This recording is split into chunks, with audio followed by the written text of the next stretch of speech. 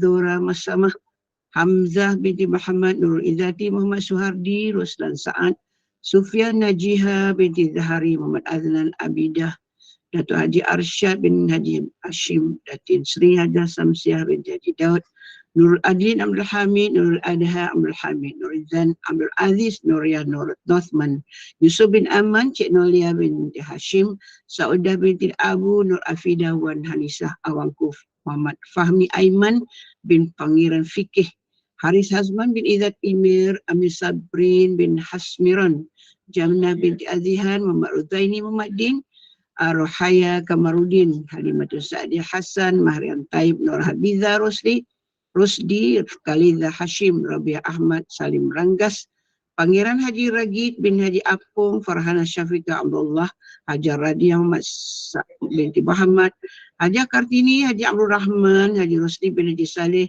Masnah binti Mat Sa'id, Muhammad Khalif Qayyim bin Syamuddin, Hannah binti Muhammad, Rugayah binti Bani Amin, Muhammad Amirul Hakimin, Ummu Nur As-Sigaf binti Al-Habib Munahar As-Sigaf, Mahra Simon Selasa Warimin, Sabtu Warimin, Fatimah Syahbudin, Nur Mala binti Abdullah Faridah Rahman, Siti Aisyah Abdul Syukur, Azim Syukri Syukur, Sufyan Najiyah Zahari, Akmal Faizat Nazlan, Raja Yung Azni bin Raja Ahmad Shah, Rohani Soib, Adnan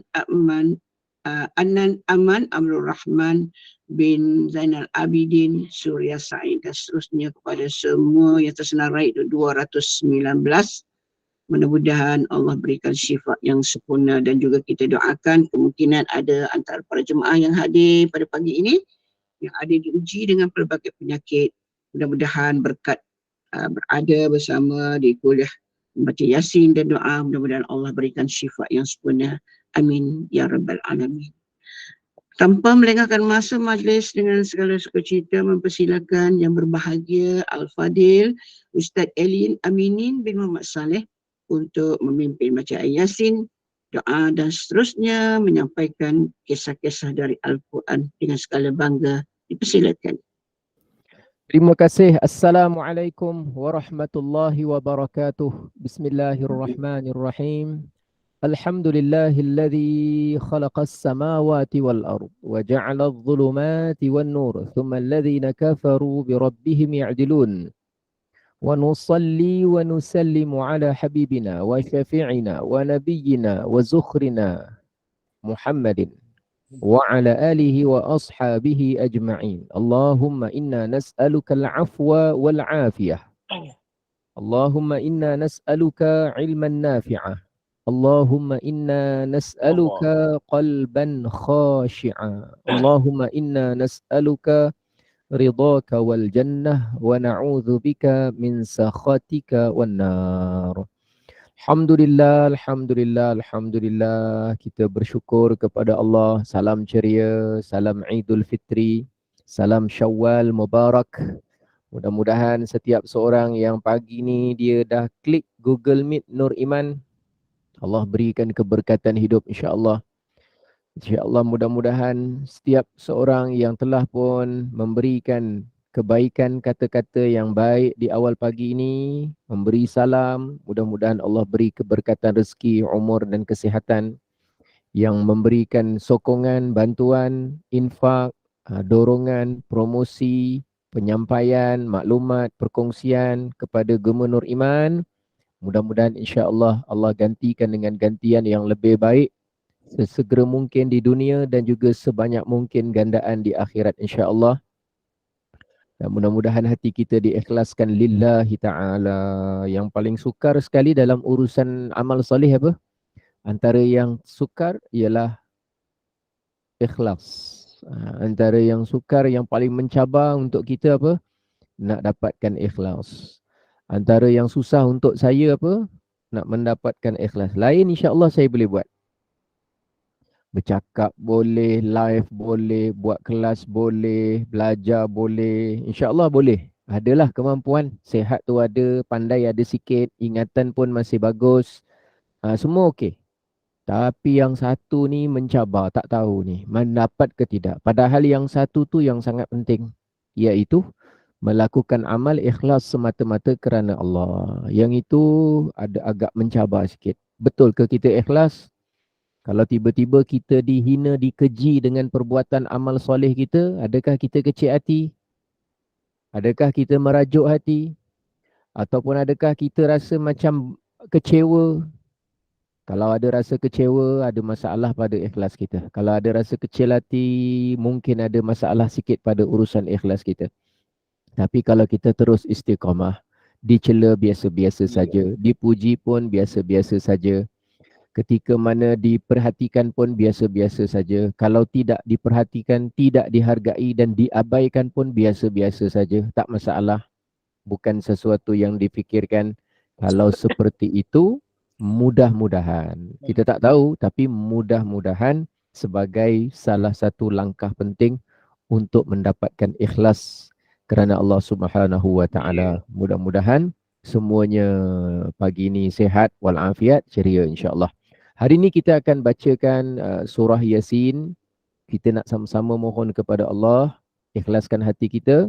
Pada masa yang sama mohon mudah-mudahan dengan barakah waktu duha, nak masuk sekejap lagi, dengan barakah surah Yasin, dengan barakah di awal pagi hari, dengan barakah perhimpunan dalam majlis yang baik, mudah-mudahan ada di kalangan kita yang pagi ni dia kurang sihat, mudah-mudahan disihatkan oleh Allah, dapat banyak buat kebaikan. Dan juga orang yang kita doakan, sebahagian nama disebutkan, sebahagian nama tetap ada dalam ingatan hati kita untuk kita mendoakan mereka. Dan kita tak tahu bila pula giliran kita ketika kita sedang menderita atau sedang menahan kesakitan. Allah titipkan, Allah hantarkan, Allah sediakan orang-orang yang soleh, yang solehah, yang ikhlas mendoakan kita. Kita tak tahu bahagian kita macam mana. Yang penting, bukan menuntut orang lain mendoakan kita, tetapi kita lebih dahulu mengikhlaskan hati untuk mendoakan orang lain, insya-Allah. Amin Allahumma amin. Kita terus kepada surah Yasin insya-Allah. Astaghfirullahal azim alladzi la ilaha illa huwal hayyul qayyum wa atubu ilaih. أستغفر الله العظيم الذي لا إله إلا هو الحي القيوم وأتوب إليه. أستغفر الله العظيم الذي لا إله إلا هو الحي القيوم وأتوب إليه. أعوذ بالله من الشيطان الرجيم. بسم الله الرحمن الرحيم. ياسين والقرآن الحكيم إنك لمن المرسلين على صراط مستقيم تنزيل العزيز الرحيم لتنذر قوما ما أنذر آباؤهم فهم غافلون لقد حق القول على أكثرهم فهم لا يؤمنون إنا جعلنا في أعناقهم أغلالا فهي إلى الأذقان فهم مقمحون وجعلنا من بين أيديهم سدا ومن خلفهم سدا فأغشيناهم فهم لا يبصرون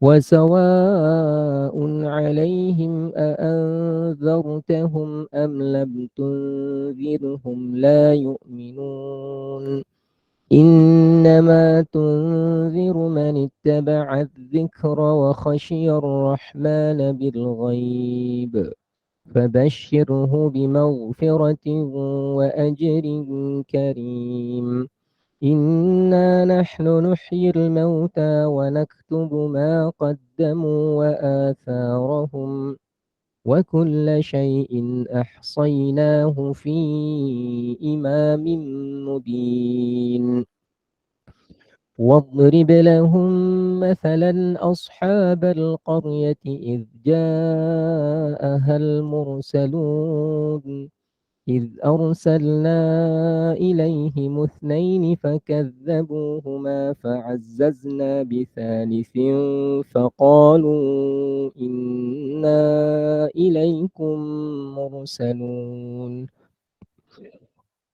قالوا ما أنتم إلا بشر مثلنا وما أنزل الرحمن من شيء إن أنتم إلا تكذبون قالوا ربنا يعلم إنا إليكم لمرسلون وما علينا إلا البلاغ المبين قالوا إنا تطيرنا بكم لئن لم تنتهوا لنرجمنكم وليمسنكم منا عذاب أليم قالوا طائركم معكم أئن ذكرتم بل أنتم قوم مسرفون وجاء من أقصى المدينة رجل يسعى قال يا قوم اتبعوا المرسلين اتبعوا من لا يسألكم أجرا وهم مهتدون وما لي لا أعبد الذي فطرني وإليه ترجعون أأتخذ من دونه آلهة إن يردني الرحمن بضر لا تغن عني شفاعتهم شيئا ولا ينقذون إني إذا لفي ضلال مبين إني آمنت بربكم فاسمعون قيل ادخل الجنة قال يا ليت قومي يعلمون بما غفر لي ربي وجعلني من المكرمين وما أنزلنا على قومه من بعده من جند من السماء وما كنا منزلين إن كانت إلا صيحة واحدة فإذا هم خامدون يا حسرة على العباد ما يأتيهم من رسول إلا كانوا به يستهزئون ألم يروا كم أهلكنا قبلهم من القرون أنهم إليهم لا يرجعون وإن كل لما جميع لدينا محضرون وآية لهم الأرض الميتة أحييناها وأخرجنا منها حبا فمنه يأكلون وجعلنا فيها جنات من نخيل وأعناب وفجرنا فيها من العيون ليأكلوا من ثمره وما عملته أيديهم أفلا يشكرون سبحان الذي خلق الأزواج كلها مما تنبت الأرض ومن أنفسهم ومما لا يعلمون وآية لهم الليل نسلخ منه النهار فإذا هم مظلمون والشمس تجري لمستقر لها ذلك تقدير العزيز العليم والقمر قدرناه منازل حتى عاد كالعرجون القديم لا الشمس ينبغي لها أن تدرك القمر ولا الليل سابق النهار وكل في فلك يسبحون وآية لهم أنا حملنا ذريتهم في الفلك المشحون وخلقنا لهم من مثله ما يركبون وإن نشأ نغرقهم فلا صريخ لهم ولا هم ينقذون إلا رحمة منا ومتاعا إلى حين وإذا قيل لهم اتقوا ما بين أيديكم وما خلفكم لعلكم ترحمون وما تأتيهم من آية من آيات ربهم إلا كانوا عنها معرضين وإذا قيل لهم أنفقوا مما رزقكم الله قال الذين كفروا للذين آمنوا أنطعم من لو يشاء الله أطعمه إن أنتم إلا في ضلال مبين ويقولون متى هذا الوعد إن كنتم صادقين ما ينظرون إلا صيحة واحدة تأخذهم وهم يخصمون فلا يستطيعون توصية ولا إلى أهلهم يرجعون ونفخ في الصور فإذا هم من الأجداث إلى ربهم ينسلون قالوا يا ويلنا من بعثنا من مرقدنا هذا ما وعد الرحمن وصدق المرسلون إن كانت إلا صيحة واحدة فإذا هم جميع لدينا محضرون فاليوم لا تظلم نفس شيئا ولا تجزون إلا ما كنتم تعملون إن أصحاب الجنة اليوم في شغل فاكهون هم وأزواجهم في ظلال على الأرائك متكئون لهم فيها فاكهة ولهم ما يدعون سلام قولا من رب رحيم وامتازوا اليوم أيها المجرمون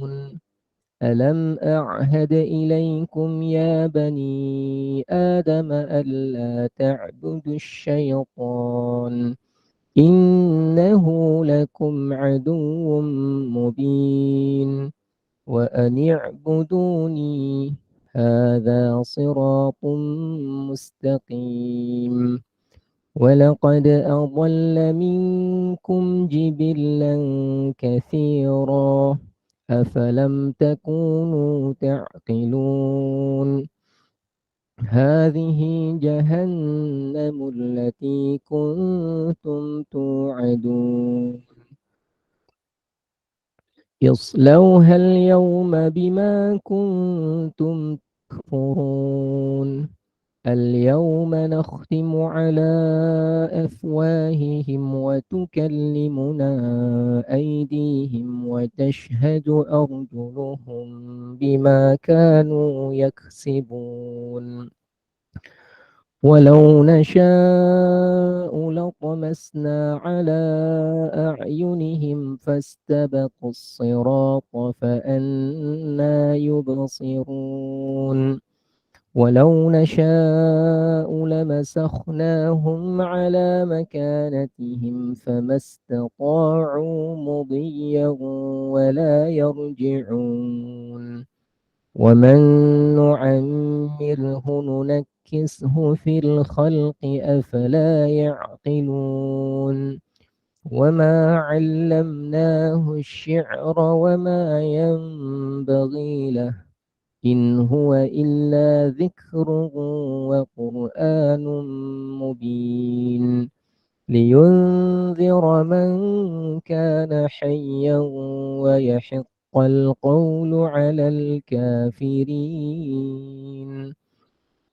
أولم يروا أنا خلقنا لهم مما عملت أيدينا أنعاما فهم لها مالكون وذللناها لهم فمنها ركوبهم ومنها يأكلون ولهم فيها منافع ومشارب أفلا يشكرون واتخذوا من دون الله آلهة لعلهم ينصرون لا يستطيعون نصرهم وهم لهم جند محضرون فلا يحزنك قولهم إنا نعلم ما يسرون وما يعلنون أولم ير الإنسان أنا خلقناه من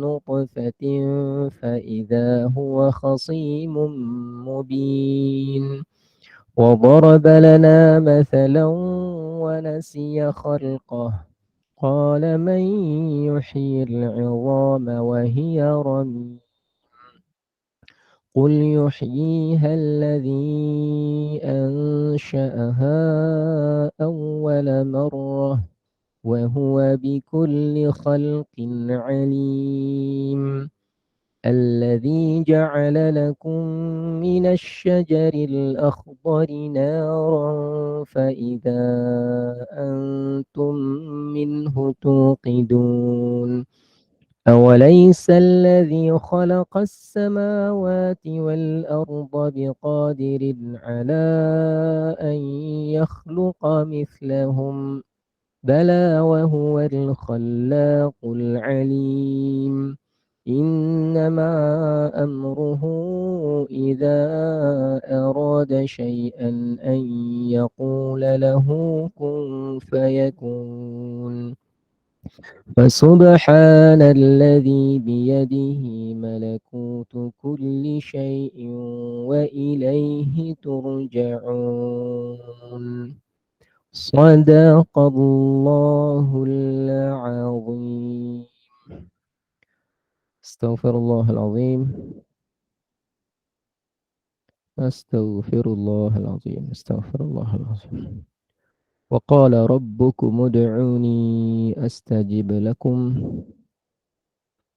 بسم الله الرحمن الرحيم الحمد لله رب العالمين والعاقبة للمتقين ولا عدوان إلا على الظالمين والصلاة والسلام على سيدنا وحبيبنا محمد أشرف الأنبياء والمرسلين وعلى آله وأصحابه الطيبين الطاهرين بسم الله الشافي بسم الله الكافي بسم الله المعافي بسم الله الذي لا يضر مع اسمه شيء في الأرض ولا في السماء وهو السميع العليم نعوذ بكلمات الله التامات من شر ما خلق اللهم عافنا وعافهم اللهم عافنا وعافهم اللهم عافنا وعافهم من كل بلاء الدنيا وعذاب الآخرة اللهم اشف مرضانا ومرضى المسلمين اللهم ارحم موتانا وموتى المسلمين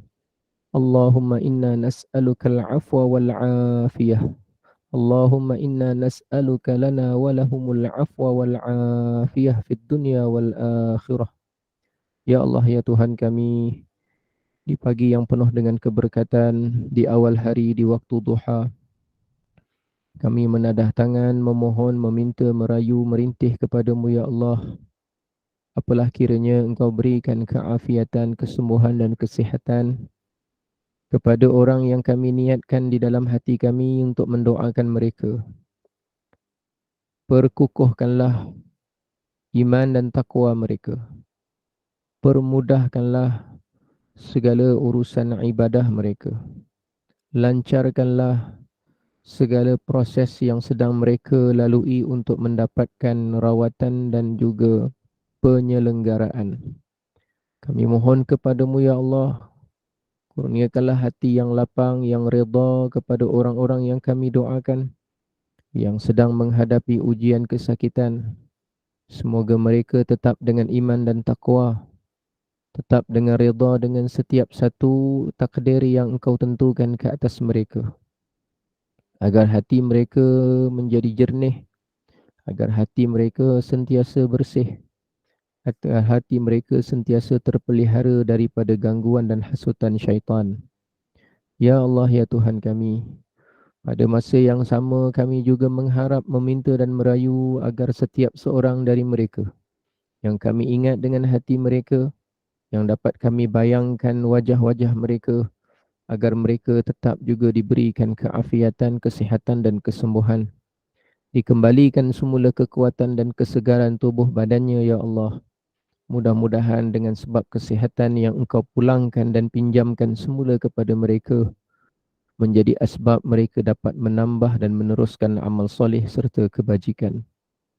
Kepadamu jua ya Allah kami berdoa, kepadamu jua ya Allah kami mengharap, kepadamu jua ya Allah kami meminta, kepadamu jua ya Allah kami merintih dan merayu. Maka dengarkanlah permintaan kami, dengarkanlah permohonan kami, dengarkanlah rayuan kami.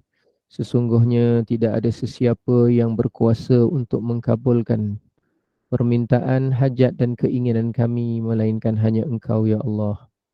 Rabbana zalamna anfusana wa illam taghfir lana wa tarhamna lanakunanna minal khasirin.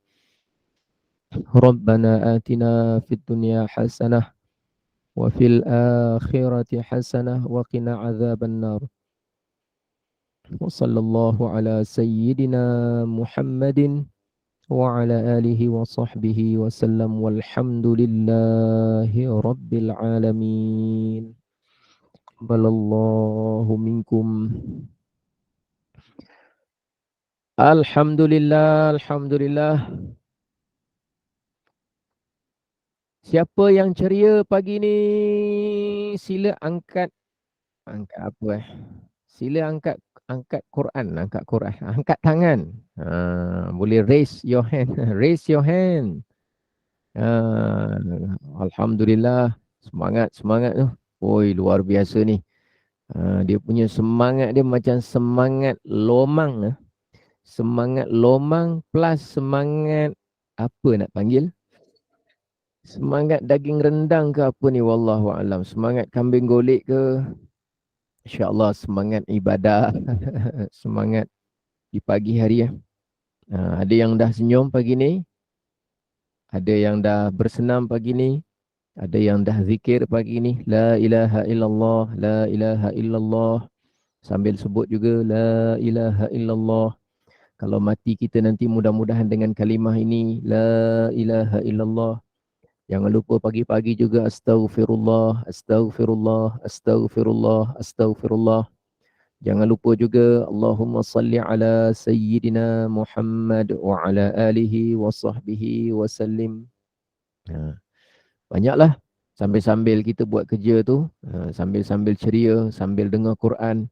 Sebenarnya seronok kalau kita memulakan hari ini dengan begitu, dan nikmat Allah besar. Baca Quran sikit, ada zikir, ada selawat, ada wirid. Pada masa yang sama dengar satu dua kisah, ambil iktibar, datang semangat. kemudian kita doa mengharap kepada Allah, kemudian kita jalankan aktiviti seharian seperti mana biasa.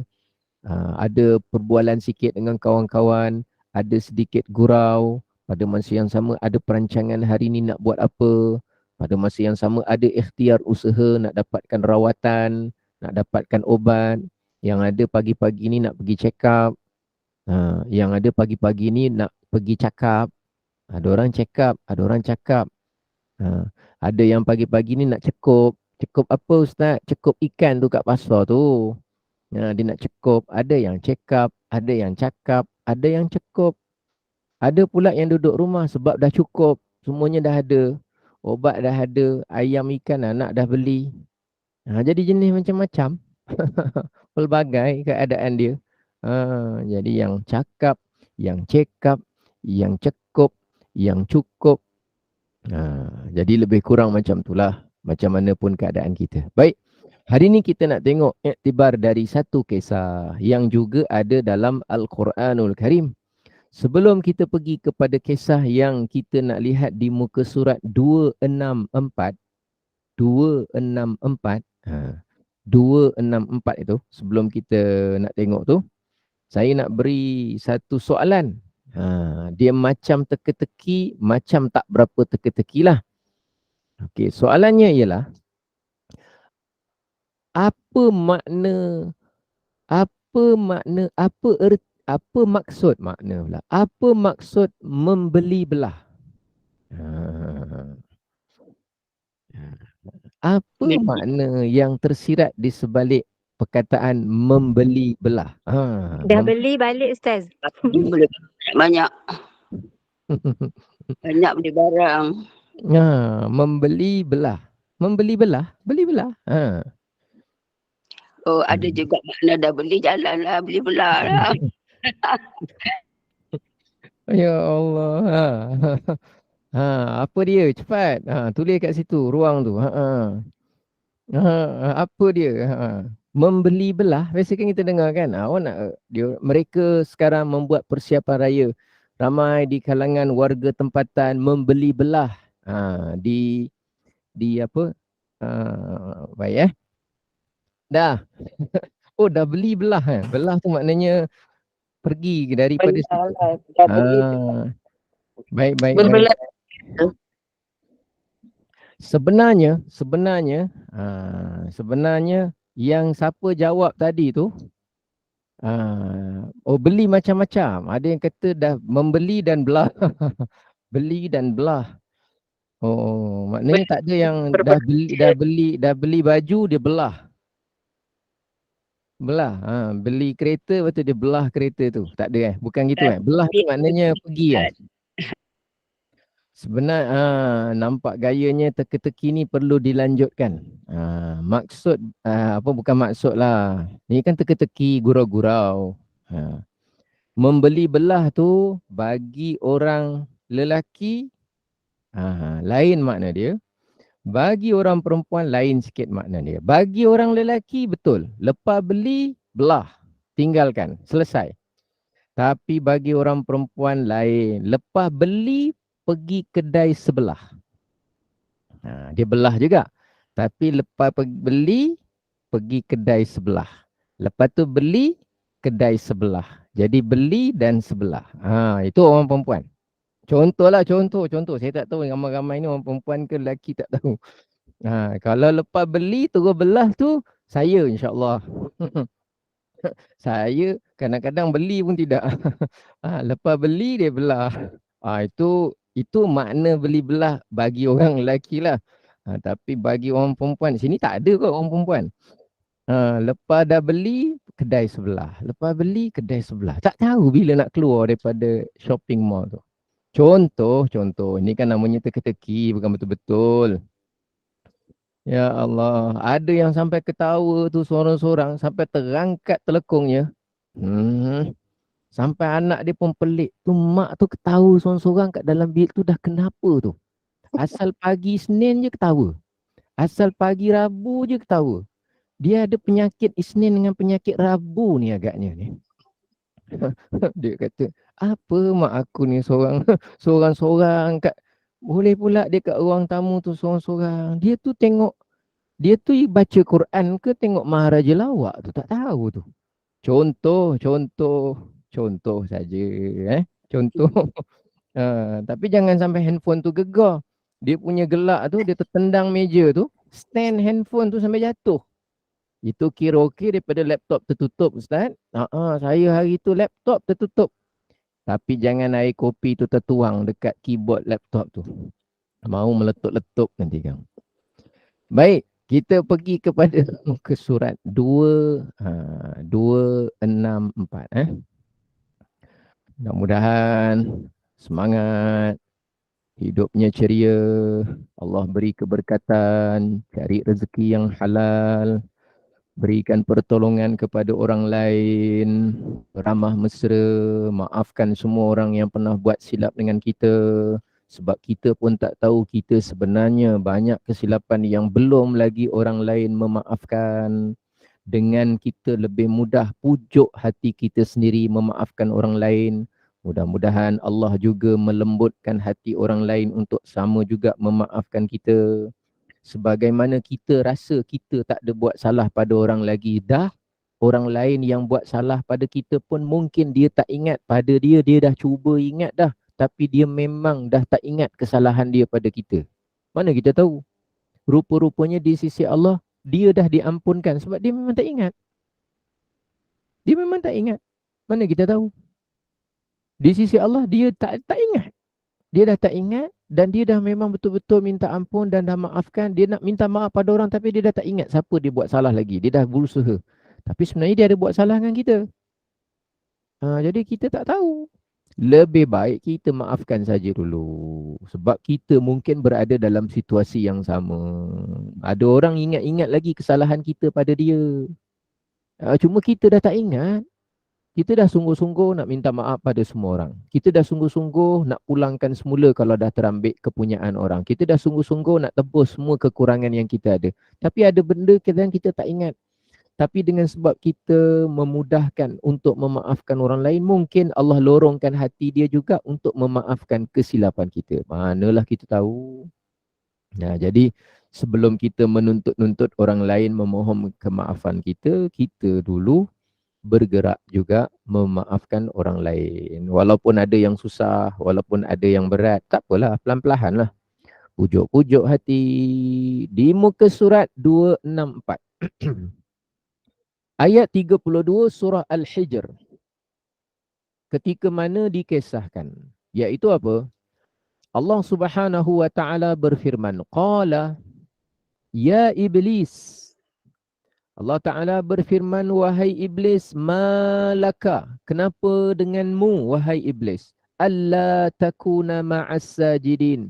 Kenapa dengan kamu tidak mahu bersama dengan mereka yang sujud? Mereka yang sujud maknanya malaikat. Malaikat masa tu diperintahkan sujud kepada siapa? Nabi Adam. Nabi Adam, kenapa kamu tak nak sujud? Kenapa tak nak sujud, wahai Iblis? Iblis ni dekat dengan perkataan ablasa. Ablasa. Fa'idha hum mublisun. Dalam bahasa Arab lah. Ablasa. Ablasa tu maknanya apa? Dia rasa putus asa, kecewa. Sebab tu kita jangan rasa kecewa dengan rahmat Allah. Kita jangan rasa kecewa dengan kasih sayang Allah. Kita jangan rasa kecewa dengan keampunan dari Allah. Jangan rasa kecewa. InsyaAllah, selagi mana kita belum meninggal dunia, kita ada peluang untuk memperbaiki diri, membetulkan kesilapan, meningkatkan diri, membetulkan segala apa perkara yang kita telah membuat satu kesalahan. Jangan rasa kecewa dengan rahmat Allah. Lalu bila ditanya kepada Iblis, kenapa tak nak sujud bersama dengan mereka yang sujud? Lalu kata Iblis, qala, Iblis berkata, lam akun li asjudah. Tak mungkin saya ni akan sujud. Mana mungkin aku tak akan sujud kepada manusia, li basyarin. Tak mungkin dan tak akan dan tak pernah aku akan sujud kepada manusia kerana khalaqtahu, kerana engkau ya Allah menciptakan mereka min salsal, daripada tanah liat yang kering, daripada lumpur hitam yang dibentuk. Daripada tanah maknanya. Tanah liat, kering, daripada lumpur hitam yang dibentuk. Jadi maknanya daripada tanah.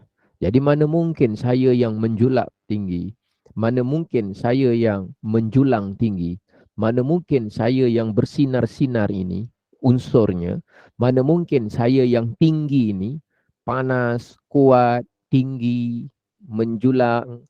Jadi mana mungkin saya nak sujud kepada makhluk yang engkau ciptakan dia dari tanah. Orang yang cakap macam ni, makhluk yang cakap macam ni kita nak namakan apa? Sombong kan? Sombong boleh? Atau apa kita nak sebut? Angkuh. Angkuh boleh? Angkuh. Angkuh Ataupun kita sebut apa? Bongkak. Betul lah bongkak. Bongkak. Bongkak. Dia rasa apa? Ego. Ataupun boleh kita sebut meninggi diri tak?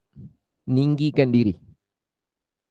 Meninggi diri ni bukan fizikalnya tinggi, tapi merasa tinggi, belagak. Dia ada macam tu.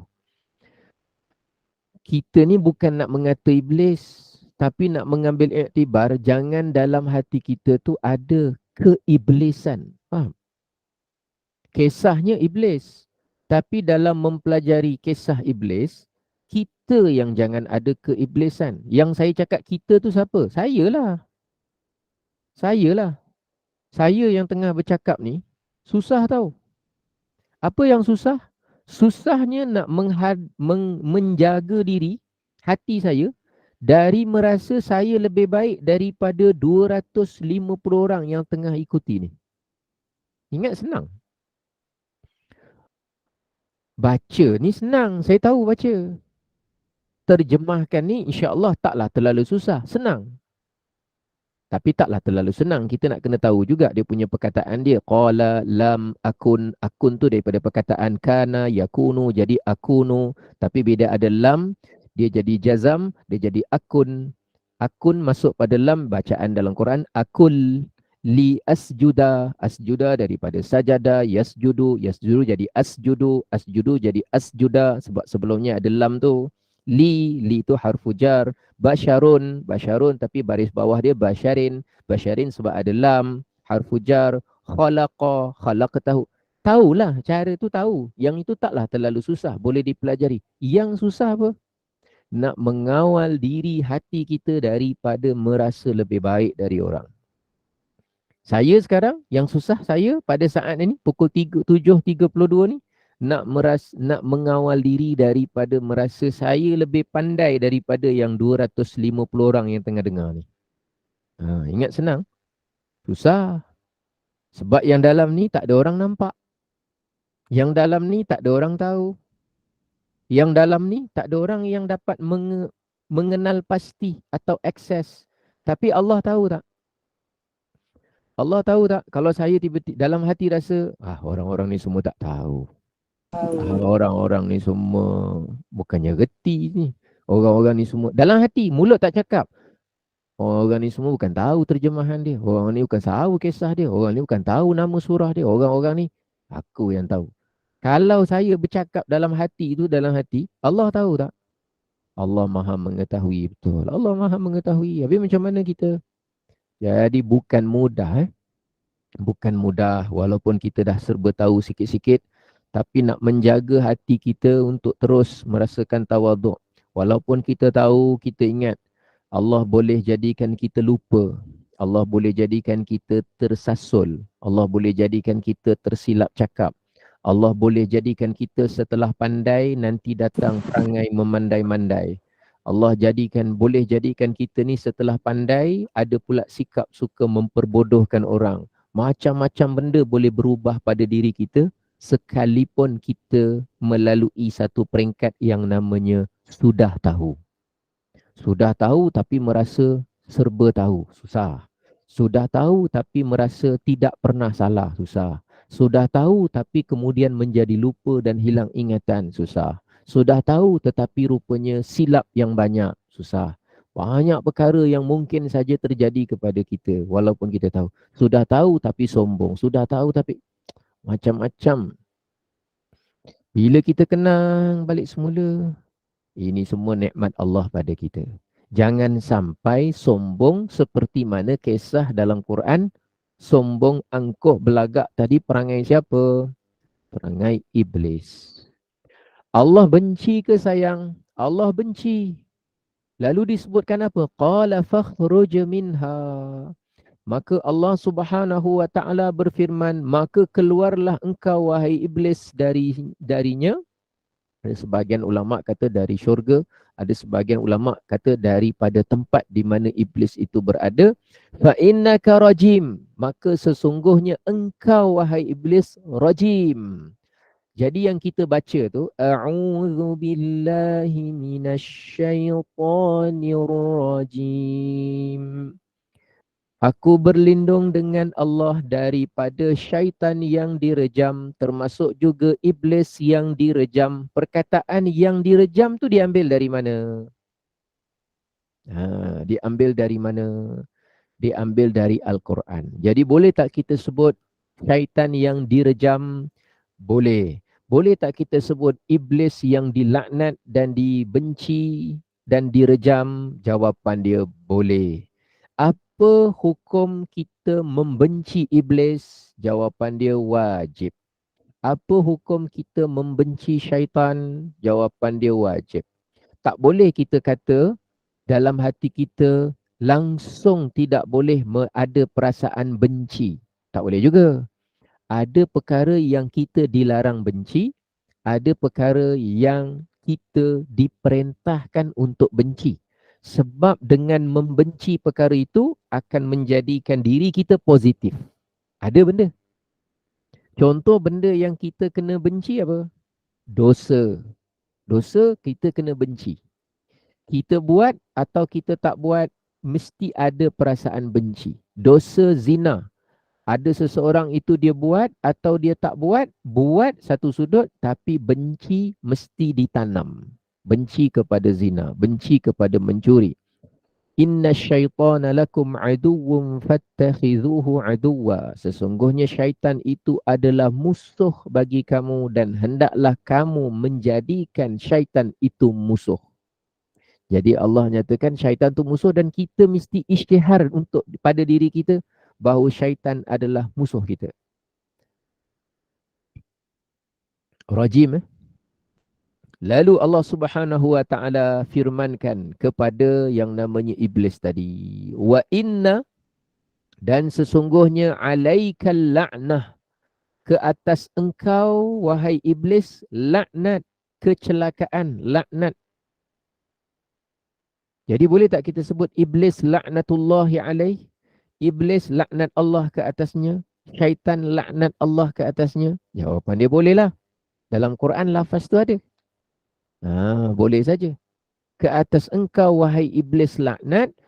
Bila dia dilaknat? Sejak ketika dia tidak mahu sujud kepada Nabi Adam. Sebenarnya bukan kerana Adamnya itu, tapi kerana kekufurannya dia kepada Allah. Iblis tidak memulakan kesalahan dia itu dengan syirik. Dia tak sembah selain dari Allah ketika itu. Dan dikatakan sebelumnya dia adalah makhluk yang beribadah kepada Allah. Tapi kerana ada sifat angkuh tadi tu, sombong tadi tu, berlagak itu, antara benda yang sukar nak dirawat, kalau orang ada perasaan meninggi diri, sombong, angkuh, belagak, rasa bagus, yang ini yang paling susah sekali untuk menerima kebaikan dan kebenaran.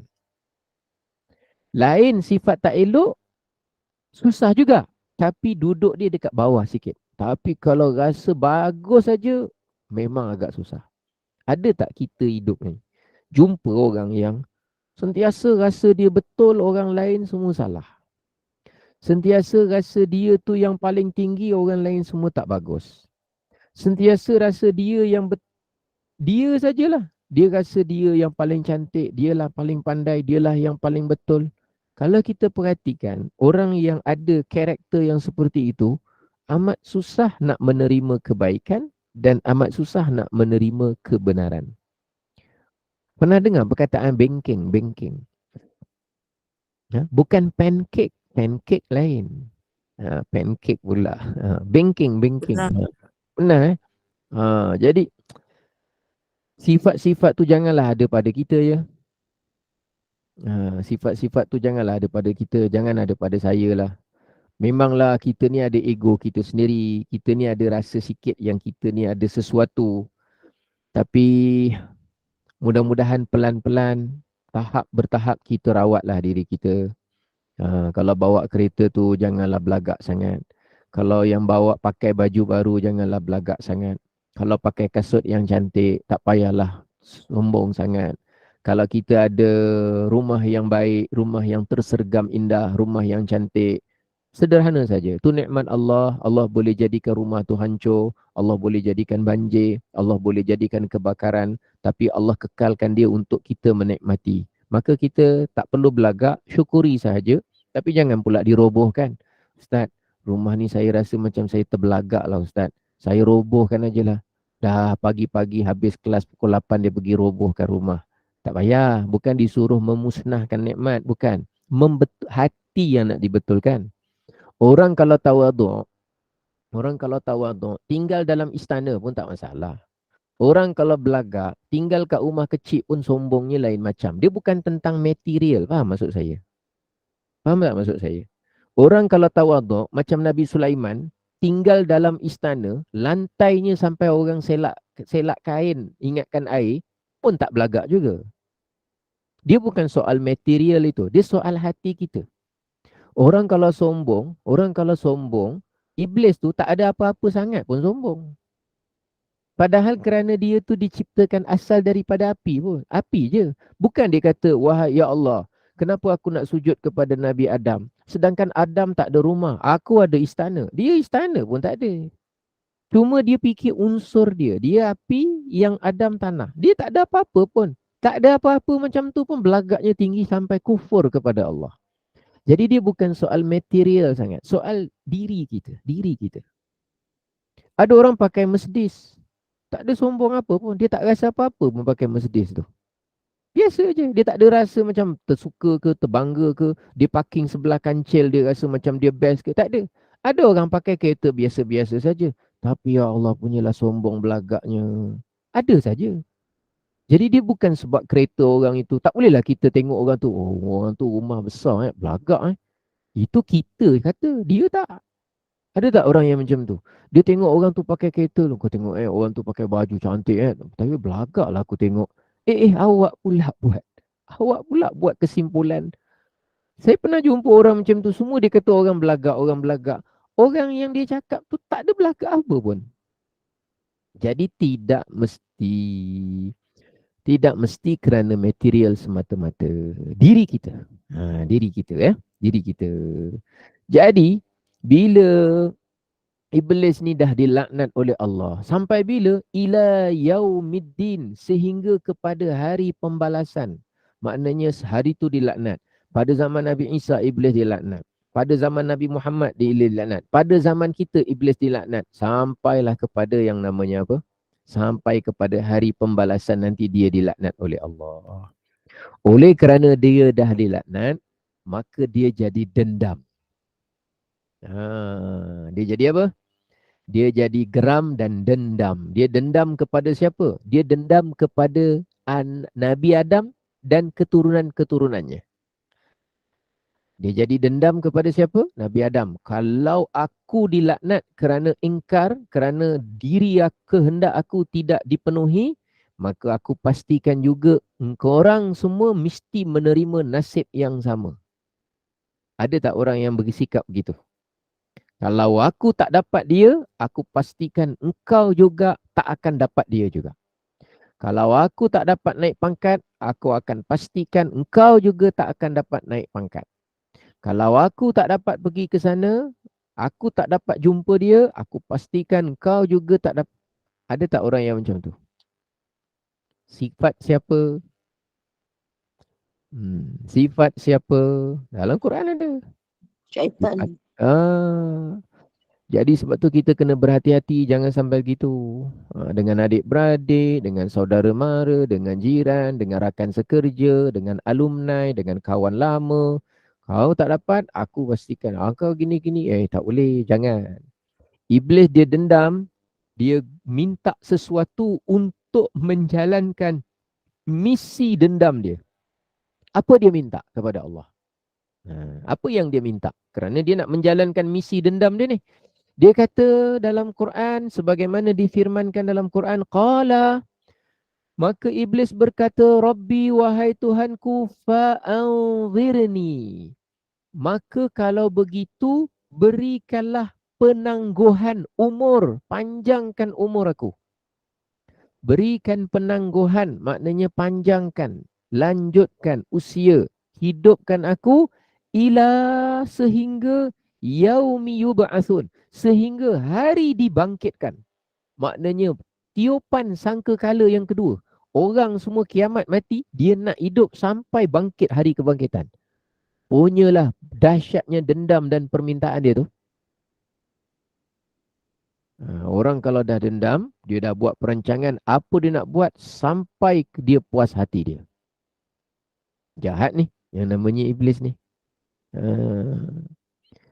Lalu Allah Subhanahu wa taala firmankan kepada iblis, qala, Allah taala berfirman, fa innaka, maka sesungguhnya engkau wahai iblis, minal munzarin, termasuk di kalangan mereka yang diberikan penangguhan sampai, adakah sampai hari dibangkitkan? Tak. Adakah sepenuhnya diberikan sebagaimana permintaan iblis? Oh, tidak. Tidak. Tak dapat yang seperti itu. Habis sampai bila? Ila yaumil waqtil ma'lum. Sehingga kepada hari yang waktunya sudah pun diketahui di sisi Allah. Hari yang sudah ditentukan dan diketahui akan waktu dan saatnya. Dengan makna lain, sehingga hari kiamat. Dengan makna lain, sehingga bila? Hari kiamat. Jadi sekarang iblis ada lagi tak? Sekarang iblis ada lagi tak? Adalah. Dia tengah buat kerja apa? Apa kerja dia sekarang? Mengganggulah. Menyesatkanlah. Dia sesatkan siapa? Dia akan sesatkan siapa? Kitalah, anak Adam, manusia. Dia akan sesatkan kita supaya jadi apa? Supaya ketika kita buat jahat, dia pastikan kita terus istiqamah dengan kejahatan. Kalau kita buat baik, dia berusaha untuk menggelincirkan kita ketika kita merasa kita sudah buat baik. Itu kerja dia. Kerja dia apa? Kerja dia yang dia azam nak buat. Dia kan dendam. Kalau alang-alang aku dah kena laknat, aku nak semua anak Adam pun kena laknat macam aku juga. Itu dendam iblis. Iblis ni sebelum kita bermusuh dengan dia, dia memang sudah memusuhi kita. Kita diwajibkan untuk mengambil dan menjadikan dia benar-benar musuh, tapi bukan dengan cara tumbuk dia, bukan cara tendang dia, bukan cara pancung dia, bukan cara hunus dia, tapi dengan cara mempelajari ilmu agar kita menjauhi semua jenis perbuatan, semua jenis perkataan dan semua jenis lintasan hati yang mana ia adalah dorongan dari iblis dan syaitan. Itu cara kita lawan dia. Dengan ilmu, dengan kefahaman. Kalau kita tak ada ilmu, maka walaupun kita sejuta kali cakap kita benci iblis, tapi mungkin kita sedang menjalankan kerja-kerja iblis. Kita ingat kita benci iblis, tak suka syaitan. Kalau kita tengok kan, orang-orang bukan beriman lah, orang-orang kafir. Kalau kita kata, adakah awak suka syaitan? Dia kata, saya tak suka syaitan. Syaitan makhluk. Dia panggil apa? Devil. Dia kata, syaitan ni jahat. Dia pun tak suka syaitan. Padahal dia tu orang yang tak beriman, yang diselubungi jiwa dan hatinya dan fikirannya dengan penuh tipu daya dan hasutan syaitan. Dia pun tak suka syaitan. Juta kali pun dia cakap tak suka syaitan, tapi dia tidak mengenal yang mana satu hasutan iblis syaitan, maka jawapannya ialah dia akan tertipu juga. Seperti mana kita. Kita kena tahu apa godaan iblis syaitan ni pada solat. Apa godaan iblis dan syaitan ni pada urusan zikir. Bila kita zikir, apa hasutan iblis dan syaitan kepada orang yang berzikir. Kita dah buat amal soleh ni, apa hasutan iblis dan syaitan ni kepada orang yang dah beramal soleh. Maka kita belajar, kita tambah ilmu, tambah kefahaman supaya kita lebih berhati-hati dengan gangguan iblis syaitan. Itu cara kita menunjukkan rasa benci kita kepada iblis dan syaitan dan mujahadah nafsu, hawa nafsu kita untuk kita menjaga kebersihan dan kejernihan hati kita. Bila iblis dipanjangkan umur sampai kepada hari kiamat nanti, iblis pun menyatakan secara terus terang dendam dia. Apa dendam iblis? Qala. Iblis pun berkata, Rabbi, wahai Tuhanku, bima aghwaitani, dengan apa keadaan yang telah engkau jadikan aku ini adalah makhluk yang telah sesat. Aghwaitani. Dengan apa keadaan di mana engkau menjadikan aku sebagai hamba-Mu ataupun makhluk-Mu yang sesat, la uzayyinanna lahum fil ardi, maka aku pastikan akan hiaskan bagi manusia, anak Adam itu di bumi. Hiaskan ni bukan pakaikan gelang, bukan maksudnya itu. Zayyana maknanya menghiaskan. Zayyana yuzayyinu, mengindahkan, mencantikkan benda yang sebenarnya tak cantik, mengindahkan benda yang sebenarnya tak indah, memolekkan, nampak molekkan sesuatu benda yang hakikatnya tidak molek. Siapa yang akan buat? Iblis. Dia buat untuk kenakan siapa? Nabi Adam dan seluruh keturunannya. Dekat mana? Fil ardi, di bumi. Kerana Nabi Adam ditempatkan di bumi. Dzurriyyat keturunannya ditempatkan di bumi. Dia indahkan, molekkan, cantikkan tu apa? Dia nak cantikkan benda dosa. Supaya benda dosa, benda maksiat, semua kita nampak, cantik ya, lawanya dia, bestnya, seronoknya, moleknya, tenangnya, leganya. Benda dosa tapi kita kata lega. Benda dosa tapi kita kata seronoknya. Benda dosa tapi kita rasa bestnya. Benda dosa tapi kita rasa eloknya. Satu orang perempuan tak ada kaitan, contohnya berpegang tangan, bersalaman dengan orang yang dia tak boleh salam. Kita puji, bagus dia, hormat orang tua. Padahal yang dia salam tu tak boleh dia salam. Contohnya, dihiaskan benda yang salah, kita puji pula. Bagus dia, hormat orang tua. Hormat orang tua tu bagus. Tapi mengatakan bahawa orang tu salam pada orang yang dia tak boleh salam, kita nampak benda tu baik, itu kerja siapa? Bagus dia. Lepas tu buat satu program tak elok, tapi kita namakan dia konsert amal. Bagus, kita kumpul duit untuk bantu OKU, bagus. Tapi yang dia buat tu benda yang tak elok. Dalamnya ada aktiviti yang tak elok. Tapi nama dia amal. Nama dia amal. Bagus inisiatif awak buat usaha macam ni. Dinampakkan molek. Kerja siapa tu? Yang menampakkan benda yang tak elok, nampak elok. Itu sejak daripada zaman Nabi Adam tu, dia dah cakap terang-terang, itu dia akan buat. Dia akan fokuskan benda itu. Sebelum dia sesat, wala ughwiyannahum ajma'in. Sebelum dia nak sesatkan semua ajma'in, semua sekali anak Adam, first sekali dia akan nampakkan elok dulu. Benda yang haram, dia akan nampak elok. Satu orang, dia bercinta dengan satu orang. Moleknya sekarang dia bercinta. Padahal cara dia bercinta salah, cara dia bergambar salah, cara dia bersentuhan salah, apa. Moleklah dia, mudah-mudahan Allah berkati. Allah berkati pula. Jadi hati-hati. Kita kena mendoakan boleh kebaikan, mudah-mudahan orangnya jadi lebih baik. Tapi sesuatu yang jelas salah, kita kena tegaskan pada diri kita, yang ini salah, yang ini bagus, mudah-mudahan jadi yang lebih baik. Tapi jangan sampai benda yang salah kita nampak macam elok, macam boleh. Macam orang-orang yang tidak beriman, bila dia nak sembah selain daripada Allah, dia dinampakkan cantik. Maknanya, yang ini ada kuasa, yang ini ada power, yang ini ada kehebatan, yang ini ada keajaiban. Dia dihiaskan, nampak seolah-olah macam benda tu ada keajaiban, ada kuasa, ada kemampuan. Lalu dia sembah batu itu, lalu dia sembah kayu itu, lalu dia sembah orang itu, lalu dia sembah makhluk itu.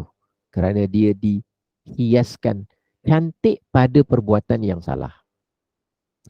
Kerja siapa yang buat tugas tu? Kerja iblis. Wala ughwiyannahum ajma'in. Dan aku, kata iblis, akan menyesatkan mereka semuanya. Illa ibadaka minhumul mukhlasin. Melainkan yang aku susah dan payah nak sesatkan ialah hamba-hambamu di kalangan mereka itu yang mukhlasin, yang orangnya, jiwanya, hatinya dijadikan, diikhlaskan oleh Allah Subhanahu wa taala. Lalu Allah Taala tegaskan. Qala, Allah Taala berfirman, hadza siratun, ini jalan kebenaran, ini adalah jalan alayya mustaqim, adalah jalan yang lurus. In qala hadza siratun alayya mustaqim, inna ibadi, sesungguhnya hamba-hambaku, laisa laka alaihim sultan, hakikatnya tidak ada ke atas mereka, engkau tidak memiliki sebarang sultan, kekuasaan apapun ke atas mereka. Hakikatnya yang menguasai kita hanya Allah. Tetapi yang nak ikut kamu jadi sesat, memang dia akan ikut kerana dia sendiri nak ikut menjadi sesat. Illa manittaba'aka minal ghawin. Melainkan kalau yang berjaya kamu sesatkan itu, memang kerana mereka sendiri yang nak mengikuti orang-orang yang sesat. Tapi kena ingat, wa inna jahannama lamaw'iduhum ajma'in. Kalau yang ikut kamu, manusia, yang ikut hasutan syaitan iblis ni, wa inna jahannama, maka sesungguhnya neraka jahannam itu lamaw'iduhum ajma'in, benar-benar menjadi tempat yang dijanjikan untuk mereka semuanya. Kalau yang ikut iblis, yang sombong ikut iblis, yang bongkak ikut iblis, yang merasa dirinya lebih bagus ikut iblis, yang tengok benda yang tak elok, dia kata benda tu elok, bagus, dia akan ikut iblis. Semua tu dia sendiri yang nak buat keputusan nak ikut iblis. Yang itu tempatnya ada di neraka jahannam. Neraka jahannam laha sab'atu abwabin. Bagi neraka jahannam itu ada 7 pintu. Likulli babin minhum. Bagi setiap pintu dari kalangan pengikut-pengikut mereka itu, juz'um maqsum, ada bahagian-bahagian yang telah ditentukan untuk mereka. Yang ini jahat yang macam ni masuk pintu sini, yang jahat macam ni masuk pintu sini, yang jahat perangai macam ni masuk pintu sini, yang tahap ni macam ni masuk pintu sini. Na'udzubillahi min dzalik. Semoga Allah selamatkan kita dari neraka jahannam. Semoga Allah pelihara kita, hati kita, nawaitu kita, fikiran kita, roh kita, jasad kita daripada disentuh oleh api neraka. Tidak ada sesiapa pun yang berkuasa untuk menjaga kita, memelihara kita, melindungi kita, menyelamatkan kita, menjadikan kita ini selamat, afiat daripada godaan hawa nafsu dan syaitan serta iblis. Dan tak ada siapa yang berkuasa, berkemampuan, yang menguasai kita, yang boleh menyelamatkan kita daripada api neraka, melainkan hanya Allah Subhanahu wa taala. Mudah-mudahan Allah pelihara kita semua, dan mudah-mudahan Allah jadikan urusan kita di dunia lancar, urusan akhirat kita juga adalah urusan yang diberkati oleh Allah. Wallahu a'lam bissawab. InsyaAllah kita jumpa dalam sesi pertemuan yang berikut. Mudah-mudahan manfaat, mudah-mudahan barakah. Allah berkati semua, Allah sayang kepada semua, Allah rahmati semua, dan mudah-mudahan kita dipermudahkan segala urusan kita. Dan sekian dahulu saya kembalikan semula kepada pengacara majlis. Silakan. Alhamdulillah. Amin. Allahumma ya amin. Jazakallah khairan kasiran. Al-Fadil Ustaz Elin Aminin Muhammad Saleh yang telah pun menyempurnakan kuliah subuh pada pagi ini. Semoga segala doa permohonan kita dimakbulkan Allah sebab kita bersama-sama membaca ayat suci dan doa pada pagi ini. Syukran jazilan juga atas perkongsian ilmu pada pagi ini. Mudah-mudahan bermanfaat, menyuntik, memotivasikan dan mudah-mudahan kita ambil ibrah daripada apa yang disampaikan untuk kita jalani hidup yang lebih baik menuju syurga Allah. Amin. Ya Rabbal Alamin. Terima kasih kepada tim Gemenur Iman. Terima kasih pada para jemaah yang memilih untuk berada di Google Meet Gemenur Iman pada pagi ini. Yang telah pun mengimarahkan kuliah subuh. Mudah-mudahan kita jangan rasa kecewa dengan rahmat Allah. Apa yang ditakdirkan buat kita adalah yang terbaik dari sisi Allah Subhanahu Wa Taala. Moga Allah permudahkan segala urusan kita di mana pun kita berada pada ketika ini. Amin. Ya Rabbal Alamin.